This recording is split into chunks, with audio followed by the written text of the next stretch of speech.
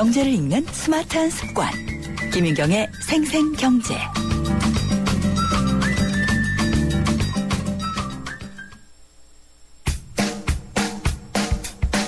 아하 경제와 함께하는 한뼘 경제. 경제 상식과 재미를 매일 한 뼘씩 키워드리는 시간.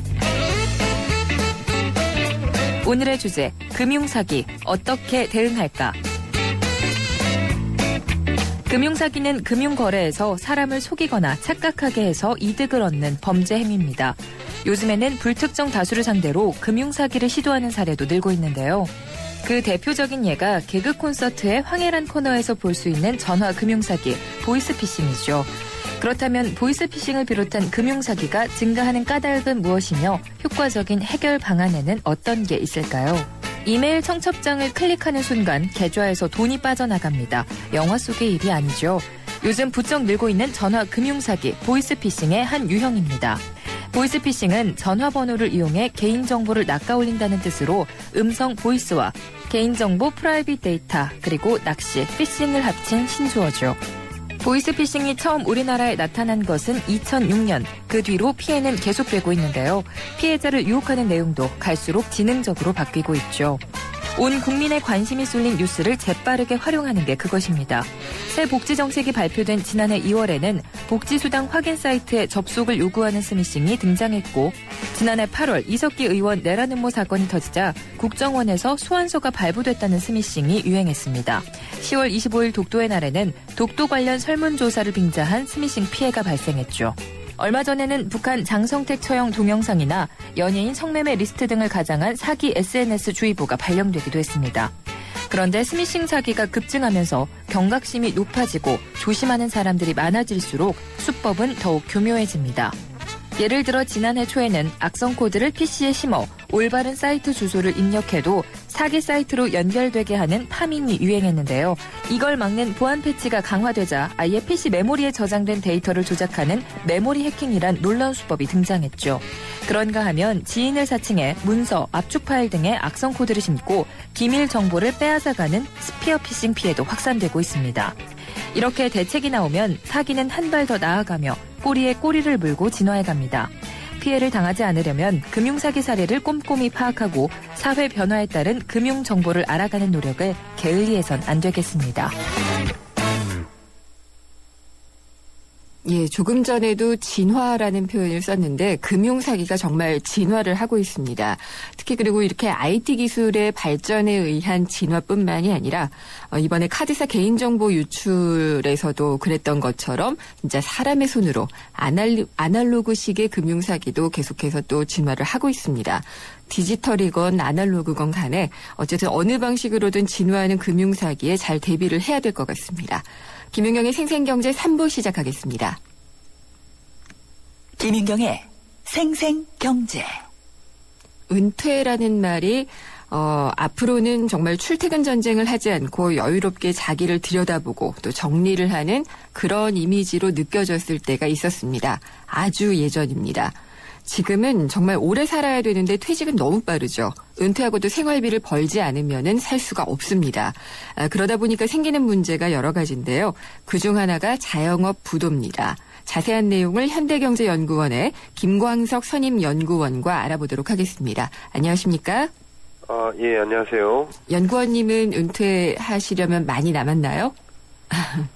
예, 저는 많이 남아 있습니다. 예, 다들 근데 많이 남아도 은퇴 걱정을 하잖아요. 예. 예, 은퇴하시는 분들이 꾸는 꿈은 그래도 좀 희망적이지 않을까 싶은데 어떤가요? 네, 그 은퇴 후 희망하는 어떤 삶에 대한 트렌드를 좀 보시면 네. 뭐 다 아시겠지만 이제 평균 수명이 길어지면서 이제 50세 정도의 은퇴를 하면 네. 제2의 삶을 생각하고 있고 네. 또 제2의 직업을 갖기 위해 미리부터 준비하는 그런 양상이 나타나고 있는데요. 네. 뭐 어떤 창업을 한다든가 아니면 재취업을 한다든가 혹은 뭐 귀농을 한다든가 이런 식으로 어떤 삶에 대해서 계속 영위를 하기 위한 어떤 준비를 계속 하고 있는 그런 트렌드가 나타나는 것 같습니다. 네. 근데 참 그 은퇴 이전에 벌어둔 돈이 많으면 좋은데 그렇지 네. 않은 경우가 상당히 많고 예. 그렇죠. 그래서 네. 자영업에 쉽게 매달리게 되는 것 같은데요. 네, 그 추세 같은 경우는 이제 은퇴한 이제 베이비부머 세대들이 네.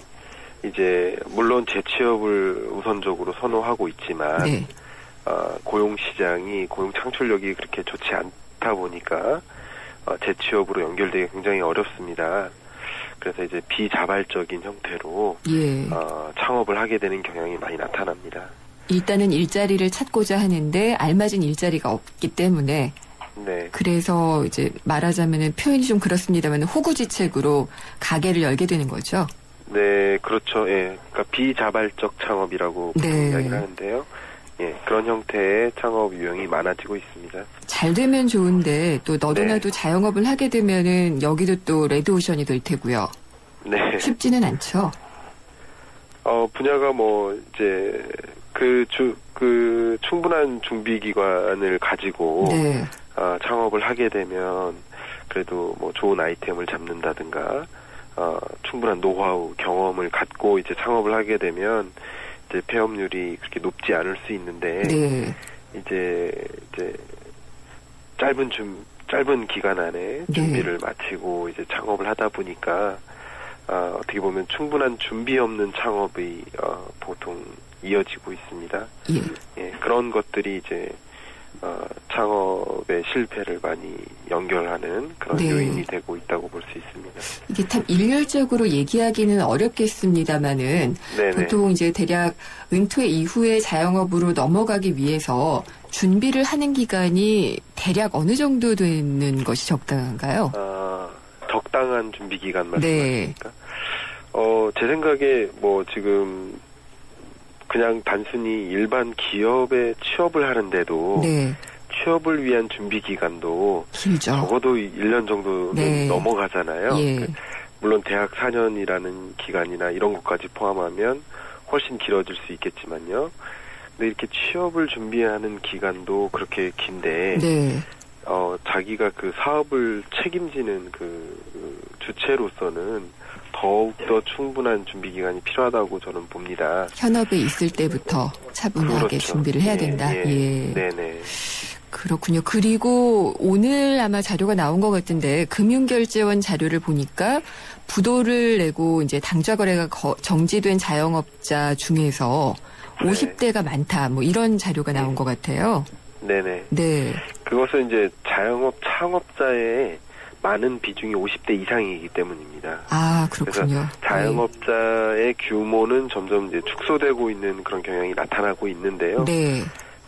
이제 연령별로 보면은 50대는 꾸준히 증가하고 있습니다. 네. 그러니까 해석을 해보면 이제 은퇴 후에 자영업을 창업하는 경향이 많이 나타나고 있기 때문에 여전히 50대 자영업자들은 꾸준히 증가하고 있는 현상이 나타나고 있어요. 네. 그렇기 때문에 이제 실패한 자영업자 중에서도 50대 비중이 높을 수가 있는 것입니다. 그렇군요. 근데 이게 지금 비중이 그러면은 전체 자영업자 중에 50대가 차지하는 비중 자체가 어느 정도나 되죠? 사실 약간 2007년도 정도까지만 해도요. 네. 총 그 자영업자 중에 40대가 차지하는 비중이 더 높았었어요. 네. 그러다가 이제 50대 비중이 더 높아지면서 이게 역전되는 형상이 네. 이제 2012년, 11년 들어서 그런 역전되는 현상이 나타났고, 네. 총 자영업자의 한 30.7%. 네. 네, 이 정도가 50대에 해당된다고 보시면 됩니다. 그리고 지금 은퇴를 막 하고 계시는 분들이 대략 1차 베이비붐 세대라고 보면 되죠? 예, 그렇죠. 예, 이분들은 예. 그러니까 베이비 부머 세대였으니까 수적으로도 많을 텐데 이분들이 그렇죠. 인구가 또 급증한 시기니까 네. 이제 은퇴자도 대거 나올 수 있다라는 그런 현상이 그렇겠죠. 나타나겠죠. 예. 그러니까 이분들 중에 이제 자영업을 하시다가 부도를 낸 분도 있을 거고요. 그렇죠. 그런 네. 경향이 좀 많아질 것입니다. 예. 근데 은퇴 이후에 이렇게 자영업으로 가시는 분들 외에도 이제 재취업이 가능하신 분들도 있을 텐데 비중으로 따지면은 상당히 적은가요? 뭐가 적다는 말씀이죠? 재취업을 하시는 분들이. 재취업 예. 비중이 굉장히 낮습니다. 어느 정도의 통계가 있나요? 그것에 대한 통계는 현재 이제 매크로하게는 네. 나타나진 않고 있는데요. 네. 일부 어떤 설문조사 같은 경우에는 있습니다. 그런 네. 걸 보면은 이제 은퇴한 사람들의 뭐 10%가 안 되는 수준에서 네. 재취업으로 연결되고요. 그 재취업도 역시 희망하는 분야의 어떤 재취업이라기보다는 비자발적인 취업 형태로 나타나고 예. 있습니다. 창업하시는 그러면은 분야 같은 경우에도 네. 되게 그런 기사를 또 본 적이 있는데 가장 이제 쉽게 할 수 있는 게 내가 아는 것이다 보니까 네. 뭐 외식업으로 이제 간단하게 시작을 한다든지 뭐 네. 의류 판매업 이런 쪽으로 시작을 하시는데 그러다 보니까 네. 또 많이 분야가 예. 겹쳐서 또 경쟁이 심화되고 그런 부작용도 있다고 들었어요. 예, 지금 정확히 짚어주셨는데요. 네. 앞에서 말씀드린 것처럼 그 은퇴 후에 충분한 창업 기간을 갖지 않고 창업하다 보니까 네. 3개월 미만으로 보통 이게 준비를 하는데요. 창업 준비 기간이 짧다 보니까 당연히 일상생활에서 흔히 볼 수 있는 유형의 업태로 창업을 합니다. 네. 그런 유형을 우리는 생활 밀접형 자영업이라고 이렇게 정의하고 있는데요. 네. 그 약 30개의 생활 밀접형 자영업이 있습니다. 예를 들면은 뭐 제과점, 치킨집, 뭐 식당, 뭐 네. 이런 것들이 이제 생활 밀접형 자영업인데요. 이런 업종들로 이제 과밀하게 네. 같은 지역 내에 이미 많이 분포되어 있음에도 불구하고 또 다른 이 생활 밀접형 자영업 업태가 생겨나면서 이제 굉장히 과밀해지는 거죠. 네. 한 지역 내에 과밀해지니까 파이가 뭐 커지지 않는데 그 파이를 나눠 먹게 되다 보니까 역시 그 수익성이 떨어지게 될 수밖에 없습니다.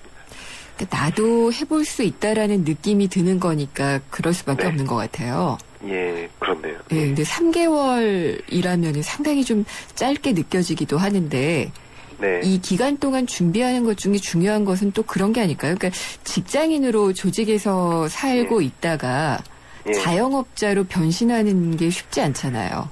그렇죠. 이런 준비도 예. 필요할 것 같은데. 그렇죠. 그 삶에 대한 뭐 태도 변화?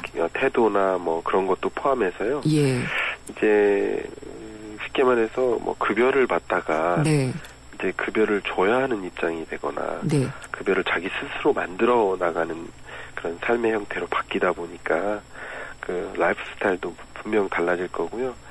더 중요한 거는 이제 충분한 준비 기간을 갖기 위해서는 이제 근로 형태로 이제 임금 근로자로 이렇게 남아 있다가 네. 바로 이렇게 3개월 후에 자영업자로 이렇게 변환되는 형태보다는 서서히 변환되는 체제를 마련할 필요가 있다고 네. 생각이 되거든요. 그래서 이 임금 근로자로 있다가 이제 시간 선택제 일자리라든가 이런 좀 그 근로 형태가 좀 유연한 형태의 네.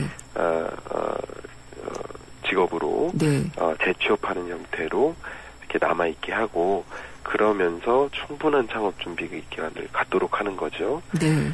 그래서 그 앞에 말씀드린 그 라이프 스타일에 대한 태도나 뭐 이런 것에 대한 고민도 많이 해야 되겠지만 경영 노하우라든가 네. 아니면 사업 아이템 선정이라든가 이런 다양한 부면에 대해서 어떻게 하면 지금까지 모아둔 돈을 한 번에 이렇게 낭비하지 않고 중산층이었으면 중산층에서 계속 남아있을 수 있도록 네. 할 수 있는지 이런 고민을 계속 해야 될 것 같습니다.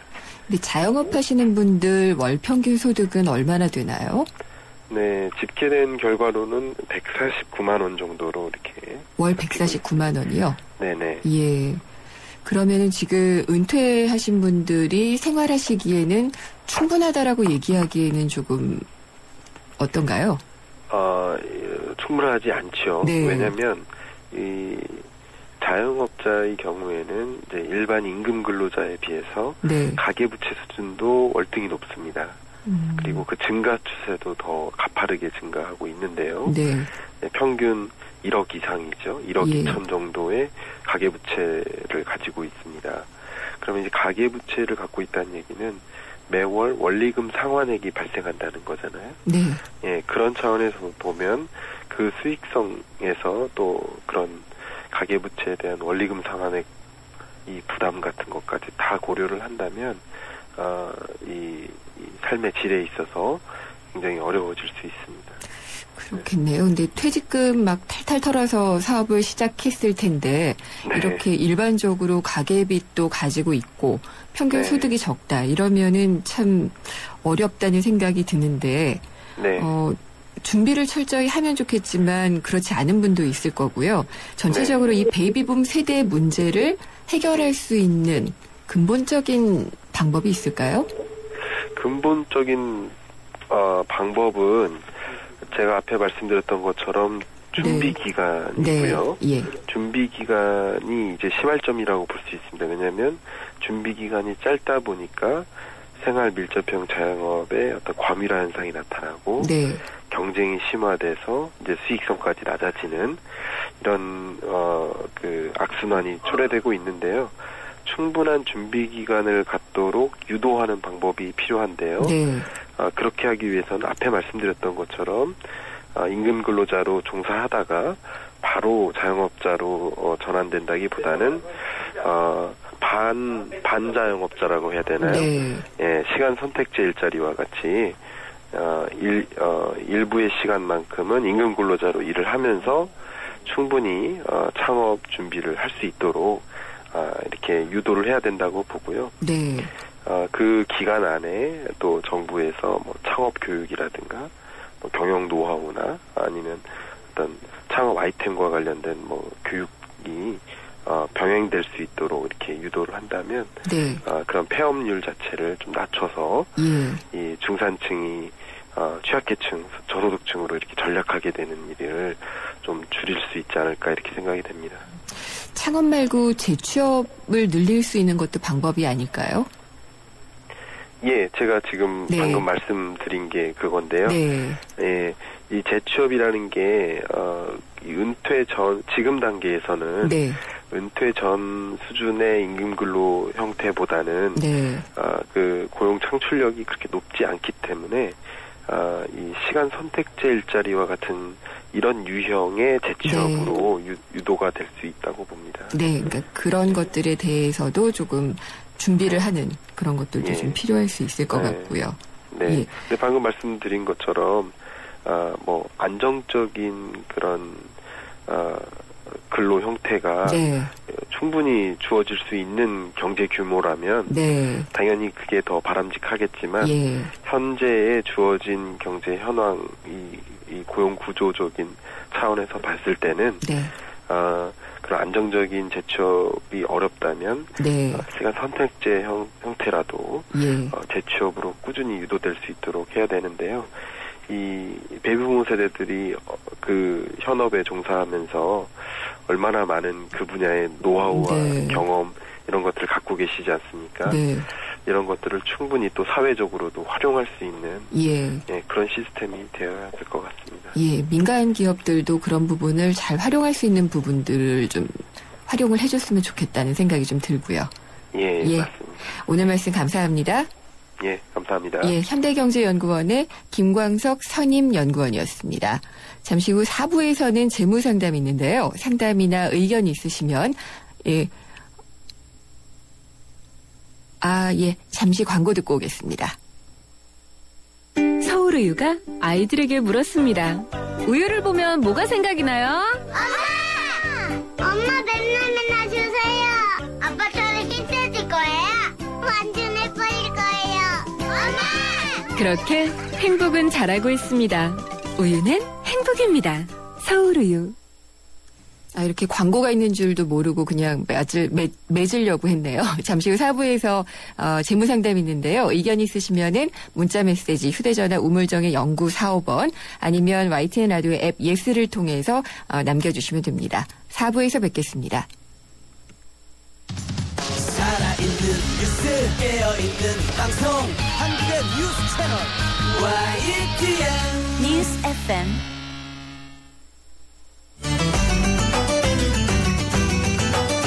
한 걸음 더 경제와 가까워지는 오후 김은경의 생생경제.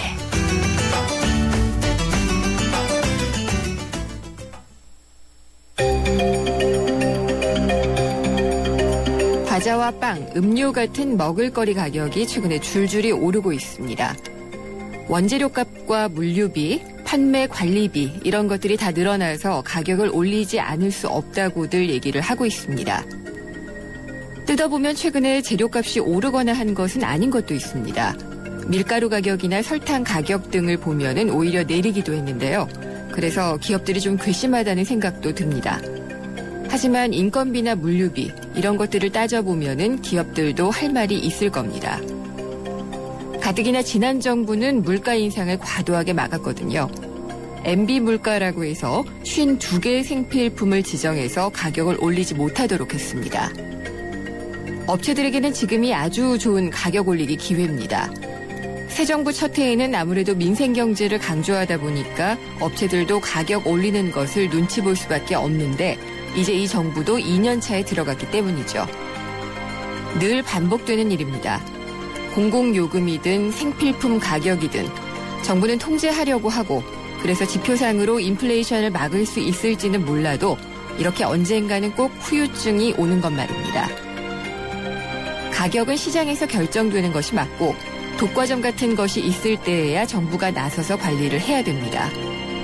하지만 임기 동안에만 어떻게든 고물가를 막아보겠다는 식의 정책은 다음 정부의 짐을 넘기는 겁니다. 그리고 현 정부의 정책이 마음에 들지 않는 사람들은 서민들만 살기 어렵게 됐다고 물가 관리도 못하느냐고 지적을 합니다. 역시 늘 있는 일입니다.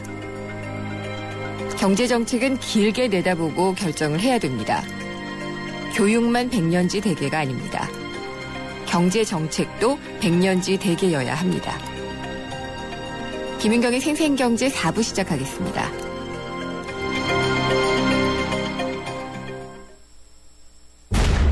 인간인가? This program give men like you a second chance. 로봇인가? He's stronger, faster. He's a machine. 새로운 히어로가 세상을 심판한다. How long until it realizes you haven't been on the level with it? You wanted a man inside a machine, and that's what. 로봇카 2월 13일 대개봉 12세상 관람가. 새로운 한 주 시작하는 월요일이죠. 이번 주에 있을 경제 일정과 이슈를 미리 알아보는 이번 주 스톡인 이슈 시간입니다. KTB투자증권의 최현기 이코노미스트 전화로 연결돼 있습니다. 안녕하십니까? 예, 안녕하세요. 네. 주말에 나온 미국의 1월 고용보고서 잘 보셨죠? 예. 예. 12월보다 이게 뭐 개선됐다라고 봐야지 되는 건가요? 뭐, 일단은 이제 12월 달 그 신규 고용이 이제 수정이 돼가지고 7만 5천 명 증가를 기록을 했고요. 1월 달에 신규 고용이 이제 11만 3천 명 증가를 했습니다. 시장 예상치가 18만 명 정도 됐었으니까 뭐 시장 예상치를 크게 좀 밑돌았다는 점에서 보면은 뭐 개선이 됐어도 미국 경기 회복 속도에 대한 의구심 자체가 크게 완화되지는 못했고요. 네. 더군다나 그 지난해 이제 그 월간 평균 신규 고용이 19만 4천 명 수준이거든요. 그렇기 때문에 뭐 그 수준에 한참 미치지 못했다라는 점에서 보면 경기 그 고용 시장의 어떤 회복 속도 자체가 상당히 좀 둔화됐다라고 볼 수가 있고요.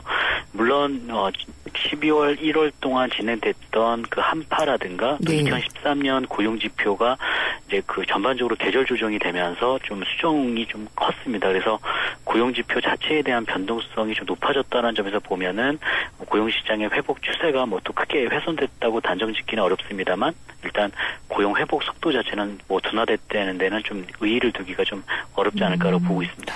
근데 이제 이게 한파라고 보기에는 건설업이나 이런 것들이 보통 영향을 많이 받는데 건설업 제조업 일자리는 그래도 상대적으로 많이 늘어난 편이더라고요. 그렇습니다. 그러니까는 지난해 그 12월 달에 건설업이 2만 2천 명 감소했는데 이제 이번에 4만 명 넘게 증가를 하면서 뭐 되돌림 현상은 나타났습니다만 근본적으로 그 변동성 자체는 좀 컸다라는 점. 그러니까 2개월씩 나눠서 보면은 결국에는 뭐 만 명 좀 넘게 증가한 것밖에 안 되거든요. 그래서 그런 측면에서 봤을 때는 뭐 한파의 영향이 좀 있었을 것 같고요. 더군다나 뭐 운수 창고업이라든가 또 그 기타 그 서비스 업종들도 전반적으로 그 전년도 평균에 좀 많이 미치지 못했다는 점에서 봤을 때는 물론 뭐 한파 영향을 어느 정도로 이렇게 제외시킬 수는 없겠습니다만 일단은 영향은 좀 미쳤다라는 쪽으로 보시는 게 좀 맞지 않을까로 좀 보고 있습니다. 그렇군요. 근데 이렇게 그 새로운 일자리가 늘어난 것은 적었는데 실업률은 또 0.1%포인트가 내렸잖아요. 6.6%가 됐던데 이건 어떻게 봐야지 될까요? 일단은 이제 비농업 부분 고용 같은 경우는 이제 기업들을 대상으로 서베이를 하고고요. 네. 실업률 데이터는 이제 가계를 대상으로 집계를 하게 됩니다. 경제활동 참가율이 말씀하신 대로 이제 전월에 62.8%에서 63%로 소폭 상승을 했고요.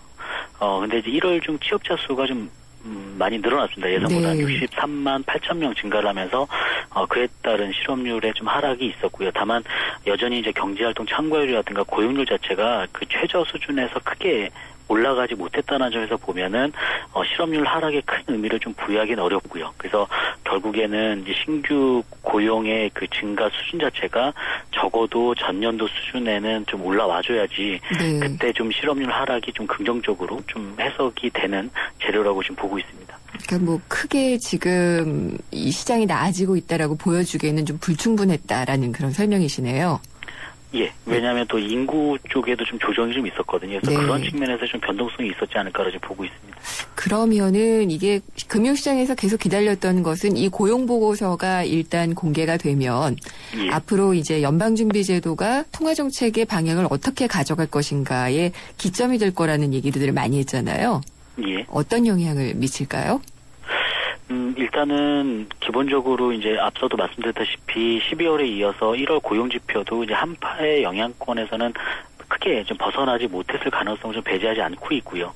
그래서 뭐 그런 측면에서 봤을 때는 뭐 고용의 회복 추세가 여전히 좀 지속될 가능성이 높다. 그리고 3월 FOMC 회의 이전에 이제 그 2월 고용 보고서가 3월 초에 발표가 되는데 네. 그때는 적어도 12월과 1월 고용 보다는 좀 개선되는 그런 고용 보고서가 지금 예상이 되고 있거든요. 그래서 그런 측면에서 봤을 때는 FOMC에서 물론 이제 지난주 금요일 날에 미 연준의 테이퍼링이 좀 일시적으로 중단될 수 있다라는 어떤 그러한 가능성도 제기가 됐었는데 저희는 그 정석적인 테이퍼링이 진행될 수 있다라는 쪽으로 보고 있고요. 왜냐하면 고용시장의 회복 추세가 여전히 좀 가속화되지는 않겠지만 유지가 된다라는 측면 그리고 지난해 1월 그 테이퍼링 시행이 결정됐던 그 시기에도 사실상 12월 고용 지표가 상당히 부진했었거든요. 네. 그러니까 그 이상으로 고용 지표가 부진하게 나온 것은 아니라는 점을 감안한다면 정석적인 테이퍼링이 시행이 되고 또 미 연준이 테이퍼링을 중단하는 것은 결국에는 미국 경기 회복에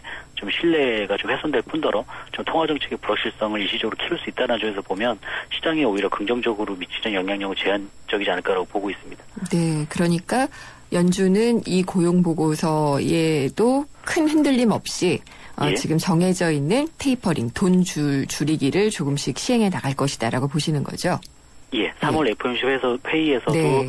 전월과 비슷한 뭐 100억 달러 규모 수준의 테이퍼링이 줄이는 네. 예, 진행될 것으로 지금 보고 있습니다. 네, 제니 딜런 연준 의장이 아마 이번 주에 2번 의회에서 연설이 있죠. 보고. 예, 보고가 있을 텐데 그때도 비슷한 얘기를 할 걸로 그럼 보시겠네요. 일단은 뭐 비둘기파적인 발언을 할 것 같습니다. 그러니까 뭐 경기의 어떤 판단에 있어서도 조금 한파의 영향이라든가 네. 좀 그러니까 일시적인 어떤 변동성을 키우는 요인들이 있었다라는 쪽으로 좀 보고 있고요. 그래서 지금 가장 지금 주목을 받고 있는 게 실업률이 6.6%로 하락하면서 지금 에반스룰 그 포드 가이던스의 네. 그 에반스 룰에 상당히 근접을 했거든요. 6.5%니까. 네. 그렇기 때문에 이제 그 신규 고용이 충분히 발생하지 않는 가운데 실업률이 하락하면서 지금 금리 인상, 조기 금리 인상 우려가 다시 확대될 수가 있는데 과연 이제 그 부분을 어떻게 좀 해결해 나갈 것인가 해서 포워드 가이던스를 추가적으로 어떻게 강화하는지 여부가 아무래도 그 3월 FOMC 회의 때 추가적인 테이퍼링 못지않게 좀 중요한 이슈가 되지 않을까로 좀 보고 있습니다. 포워드 가이던스 강화라고 말씀을 하시면은 조금 더 구체적으로 기준점을 제시할 거다 이런 말씀이신가요? 구체적으로 그러니까 뭐 실업률 같은 경우를 뭐 6.5%에서 뭐 5.5%나 6%로 네. 하향 조정을 하거나 아니면은 예. 조금 더 금리 인상을 하는데 좀 까다롭게 만드는 거죠. 그러니까 네. 추가적인 변수를 더 넣는다거나, 그러니까 고용 변수에서 그 실업률뿐만 아니라 뭐 경제활동 참가율을 보겠다, 네. 고용률을 보겠다. 뭐 이런 것들을 조금 더 구체화시키는 네. 그런 것들이 좀 필요하지 않을까라고 보고 있습니다. 그렇군요. 그 외에 또 이번 주 시장의 방향성을 좌우할 수 있는 이벤트는 어떤 것들이 있을까요? 일단은 결국엔 미국 경기 모멘텀 강화에 대한 신뢰 확보가 상당히 좀 중요하다라고 네. 보고 있습니다. 그래서 이번 주에는 이제 1월 소매 판매가 발표가 되는데 이제 전월에 0.2% 증가를 했습니다만 이번에는 좀 정체되는 모습을 보일 것으로 예상을 하고 있고요. 왜냐하면 이제 연말 소비 시즌 종료의 여파라든가 한파의 영향을 좀 감안한다면 네. 좀 예상치를 소폭 하회할 가능성도 좀 열어되지 않을까라고 보고 있고요. 2월 미시건대 소비 심리도 좀 계속적으로 좀 하락하는 추세를 보이고 있는데 여전히 좀 센티멘트 측면에서는 좀 부진할 것이다라는 점이 이번 주에 좀 주목해볼 변수가 되겠고 하나는 이제 중국 경제 지표도 발표가 되거든요. 네. 1월 수출입이 발표가 되는데 좀 전월 대비 좀 둔화될 가능성이 높고 이로 인해서 4분기부터 진행됐던 경기 둔화 우려가 조금 더 이어질 것으로 보고 있습니다. 그래서 금주에 발표되는 경제 지표에 의한 경기 모멘텀은 좀 이번 주에도 좀 기대하기에는 좀 어려운 국면이 아닌가라고 좀 보고 있습니다. 네, 또 이번 주 목요일은 우리 금융통화위원회인데 예. 뭐 큰 변화는 없을까요? 있을까요? 일단은 뭐 시장 예상은 금리 동결을 상당히 무게를 두고 있고요. 9개월째 연속 동결될 가능성이 좀 높지 않을까 저희도 보고 있습니다. 미국의 뭐 테이퍼링이 진행되고 있고 뭐 중국의 경기 둔화 그리고 최근에 뭐 신흥국 금융 불안 같은 어떤 금융시장의 어떤 그 글로벌 금융시장의 변동성이 확대되고 있기 때문에 네. 금통위 입장에서는 조금 신중해질 필요가 있다라고 보고 있고요. 또 지금 최근에 국내 물가 상승률이 1% 초반으로 상당히 안정적이긴 하지만 하반기로 갈수록 좀 완만하게 상승할 것이라는 전망이 힘을 얻고 있고요. 또 국내 경제 지표가 또 완만하게 개선을 보이고 있기 때문에 굳이 현 시점에서 뭐 금리를 변경할 만한 이유는 좀 없다고 보고 있습니다. 네, 금리 말고 이제 뭐 경제 전망이나 이런 것들이 혹시라도 바뀔까 그런 것들도 궁금한데 뭐 큰 변화는 없을까요? 일단은 국내 경기에 대해서는 네. 조금 개선세가 지속이 되고 있다는 점, 특히 예. 이제 내수 쪽에 경기 회복이 진행되고 있다는 점이 좀 언급될 것 같고요. 네. 결국 이제 문제가 되는 건 이제 대외 변수겠죠. 그러니까 네. 테이퍼링의 시행 자체가 이제 변수가 아니고 지금 상수로 거의 좀 여겨져야 그렇죠. 될 변수인데 예. 그럼에도 불구하고 그렇다면 그러한 테이퍼링이 정당화시킬 만큼 미국 경기 모멘텀이 강화될 것이냐. 라는 쪽에 지금 시장에 지금 의구심이 많기 때문에 그런 부분들에 대한 판단은 좀 우리가 좀 그 네. 금리 동결 결정 못지않게 좀 지켜봐야 되지 않을까라고 보고 있습니다. 알겠습니다. 오늘 말씀 잘 들었습니다. 예, 감사합니다. KTB 투자증권의 최연기 이코노미스트였습니다.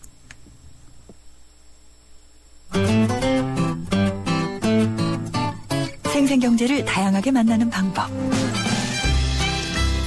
YTN 라디오 앱 예스와 웹사이트 김윤경의 생생경제 또는 트위터 YTN_이코노미로 실시간 듣기와 다시 듣기를 하실 수 있고 방송 내용에 대한 문의와 의견을 주실 수 있습니다.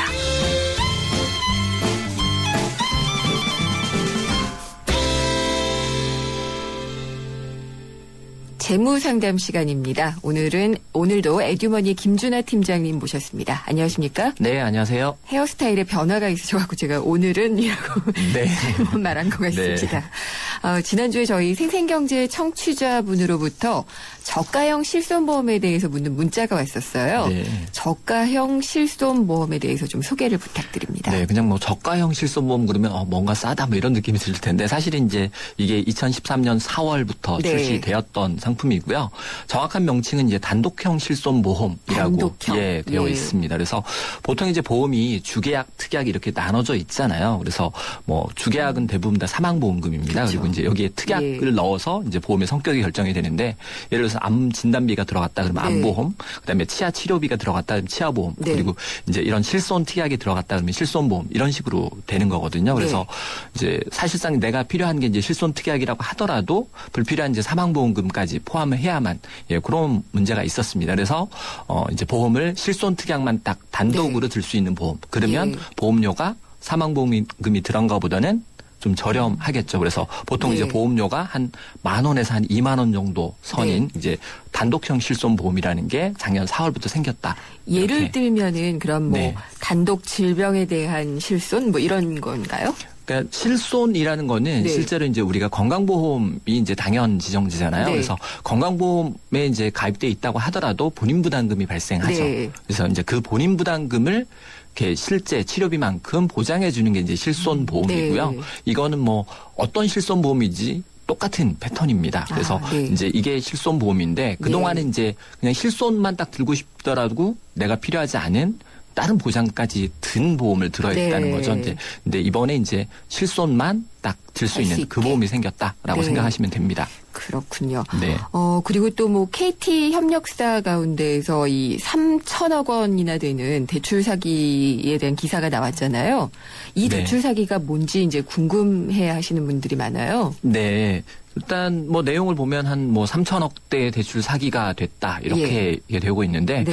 구조를 보면 이렇게 됩니다. 이제 KT ENS라는 그 자회사에서 협력업체로부터 이제 물건을 이렇게 네. 납품을 받거든요. 근데 물건을 납품받으면 이제 세금 계산서를 끊게 되죠. 근데 세금 계산서 끊었다고 바로 돈을 주지는 않죠. 네. 세금 계산서만 끊고 일정 기간 이후에 그렇죠. 돈을 주죠. 근데 이제 그러면 이제 그 세금 계산서를 가지고 은행에 가서 이 세금 내가 이 돈을 받을 거니까 요걸 근거로 해서 대출을 해달라. 그러니까 그걸 그 채권을 담보로 한 거군요. 그렇죠. 이게 이제 외상 매출 채권을 네. 담보로 해서 대출을 받은 거고요. 네. 그다음에 이제 돈을 이렇게 지급받을 때는 이제 KT ENS에서 대출된 은행으로 직접 주는 이런 구조였는데 여기서 이제 이 세금 계산서를 위조하고 뭐 인감증명서가 좀 다른 경로로 이렇게 받고 해서 실제로 이제 매출이 발생하지 않은 그걸 근거로 해서 대출을 해준 거죠. 사기네요. 네, 실제로 이제 사기 형태가 될 거고요. 그리고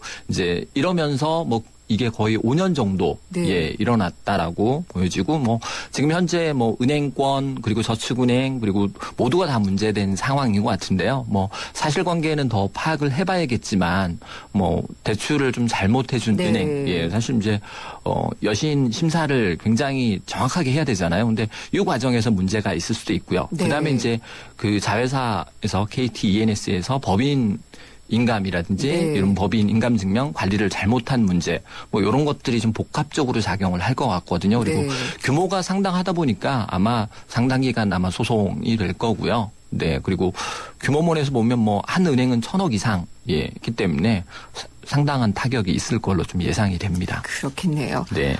상담 들어온 내용을 알려드릴게요. 2871님인데요.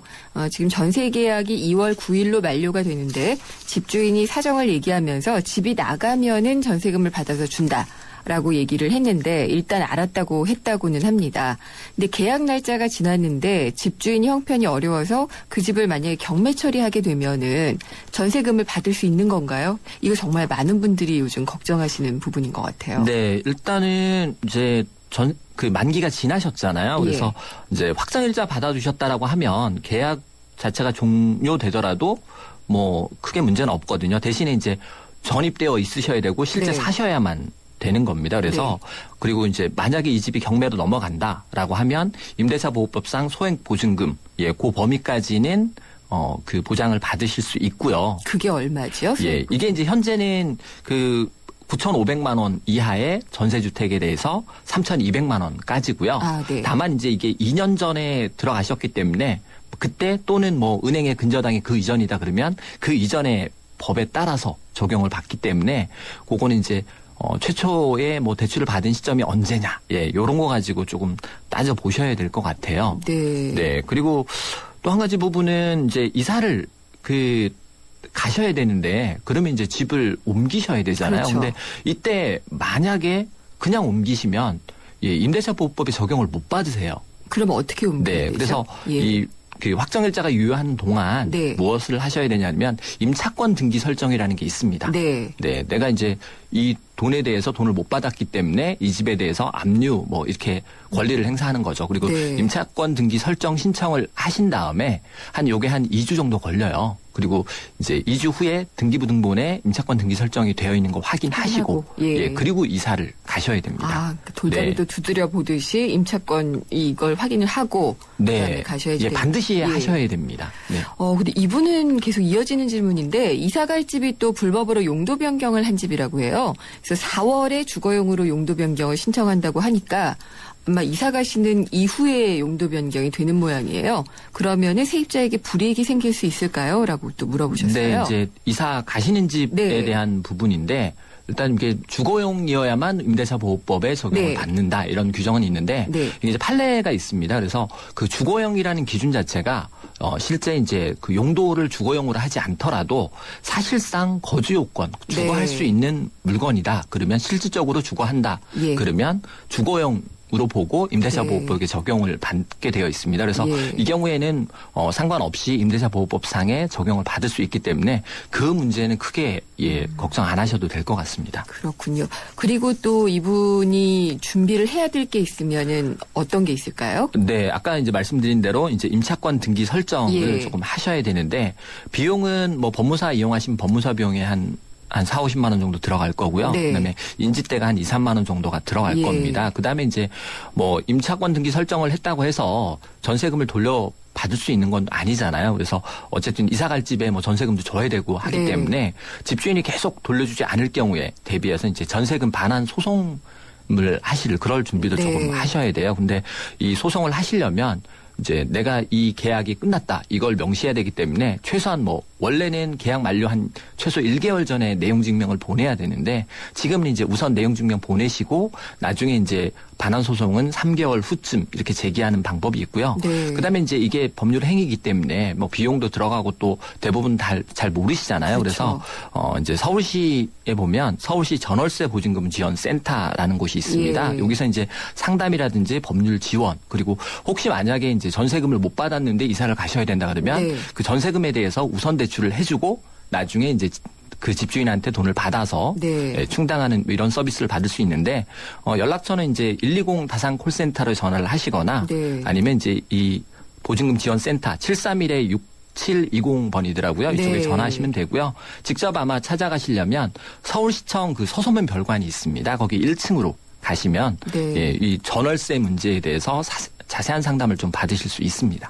원래는 이게 그러니까 반환 소송을 하는 게 계약 만료 한 달 전에 내용 증명을 보내야 되는 걸로 되어 있군요. 네, 이제 계약이 종료하겠다라는 의사 표현을 해야 되기 때문에 그렇습니다. 이게 이제 구두상으로 하는 것도 효력은 있지만 입증에 대한 책임이 있기 때문에 뭐 보통은 이제 최소 1개월 전에 왜냐하면 세입자는 1개월 전에만 해지 통보를 하면 유효하기 때문에 최소한 1개월 전에 해야 되고 그렇지 않을 경우라면 이제 보내고 나서 3개월이 지나야만 어느 정도 효력이 있다.